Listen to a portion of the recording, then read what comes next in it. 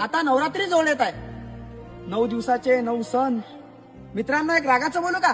चुकलं तर तुमचा लहान भाऊ समजून माफ करा, पण खरं सांगा, परमप्रताप छत्रपती शिवाजी महाराजांना घडवणारी विसरले की नाही तुम्ही जिजाबाई?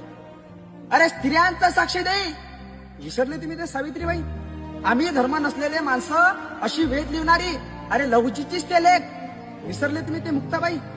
या भारतात महामानवाला जन्म घालणारी विसरले तुम्ही ते भीमाई? अरे झाला आबाड तिचा तो फाटका पदर, त्याच्या सामावले 9 कोटी लेकर विसरले तुम्ही ते माता रमाई?